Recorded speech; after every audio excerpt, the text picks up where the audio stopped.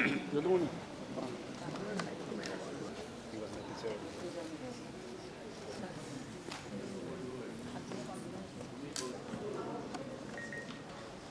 required enlightenment of knowledge to all the participants.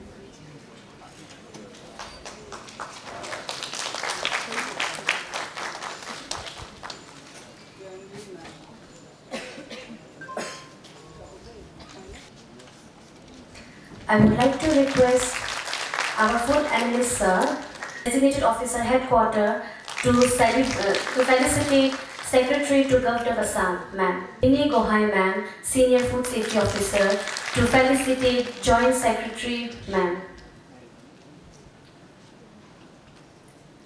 I would like to request Shri Sampak Pathak.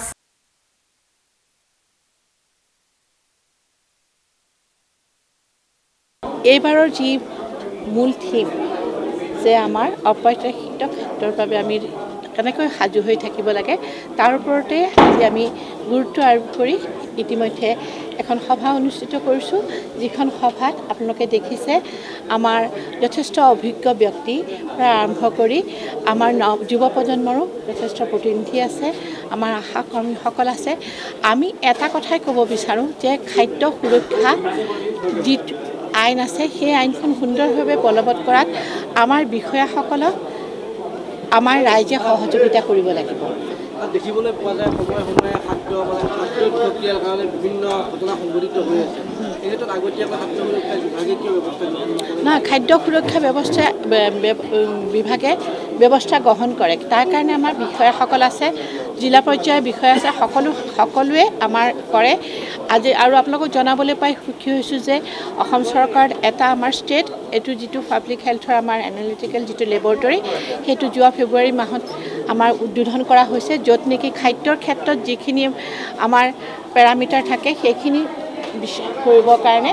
আৰু ইতিমধ্যে আপোনালোকে দেখিছে বিভিন্ন ক্ষেত্ৰত আমাৰ খাদ্য সুৰক্ষা বিভাগে তেওঁলোকে কৰ্মপন্থা গ্ৰহণ কৰি যদি কিছুমান ক্ষেত্ৰত আমাৰ ৰাইজৰ সহযোগ লাগিব।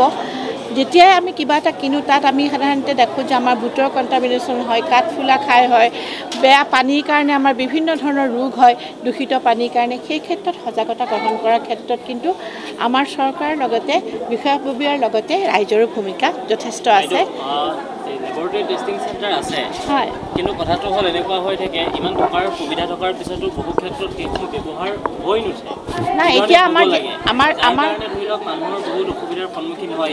এটা মই আপোনাক প্ৰশ্ন কৰোঁ যে প্ৰশ্নটো এনেকুৱা, এটা লেবৰেটৰীৰ পৰা চেম্পুল এটা ধৰি লওক বাহিৰৰ পৰা আনিলে চেম্পুলটো আনি টেষ্টিং কৰি তাৰ ৰিপৰ্ট দিয়ালে কিমান দিন প্ৰয়োজন হয়? নাই সেইটো কথা আপোনাৰ নহয়, আজিকালি সেইধৰণে হৈ থকা নাই। আমি এতিয়া যিটো আমাৰ লেবৰেটৰী হৈছে সেইটো যথেষ্টখিনি অত্যাধুনিক এক লেবৰেটৰী আমি উপহাৰ পাইছোঁ ভাৰত চৰকাৰৰ পৰা। গতিকে এটা কথা ঠিক যে সেই লেবৰেটৰীটোৱে এতিয়া যি আপুনি কৈছে সেই অভাৱ পূৰণ কৰিব বুলি মই আশা ৰাখিছোঁ। যোৱা ফেব্ৰুৱাৰী মাহত এইটো হৈছে, আপোনালোকে গম পাব যে সেইটোৱে যিখিনি আমাৰ কিছুমান টেকনিকেল এটা ছিষ্টেমে লয় নহয় জানো, সেইখিনি কিমান দিনৰ ভিতৰত তেওঁলোকে দিব পাৰিব, সেই উদ্দেশ্যৰে অসমত এইটো আমাৰ লেবৰেটৰী স্থাপন কৰা হৈছে। স্পেচিফিক ডাটা আছে নেকি এনেকুৱা যে বৰ্তমান সময়ত কিমান মানুহ ধৰি লওক কেনেকুৱা ফুড পয়জনিং হয়? ফুড পয়জনিং আপোনালোকে নিজেও দেখিছে, আমাৰ নিজৰ অফিচিয়েল ডকুমেণ্টছ থাকে। কাৰণ আমাৰ যেতিয়াই ফুড পয়জনিং হয় জিলা প্ৰশাসনেই হওক আমাৰ ৰাজ্যৰ আমাৰ প্ৰশাসন ব্যৱস্থাই এইখিনিৰ কাৰণে আমাৰ ব্যৱস্থা গ্ৰহণ কৰে। গতিকে তেওঁলোকৰ আমাৰ সংশ্লিষ্ট আয়ুক্তালয় আছে এই ক্ষেত্ৰত, সেই আয়ুক্তালয়ে এই ব্যৱস্থা কৰে, যিখিনি মানে তেওঁলোকৰ ডাটাখিনি সংগ্ৰহ কৰি ৰাখে। আৰু যেতিয়া আমাৰ পৰ্যালোচনা সভা হয় তাতে তেখেতসকলে এইখিনি দিয়ে। অসম চৰকাৰৰ খাদ্য সুৰক্ষা আয়ুক্তালয়ে খাদ্য সুৰক্ষা দিৱস উদযাপন কৰিছোঁ। ইয়াত আমি কেন্দ্ৰীয় হিচাপে আমি ইয়াত মাধৱদেৱ ক্ষেত্ৰত কৰিছোঁ আৰু প্ৰত্যেকখন জিলাতে আমাৰ যিবিলাক খাদ্য সুৰক্ষা বিষয়াসকল আছে তেওঁলোকে জিলাত কৰিছে।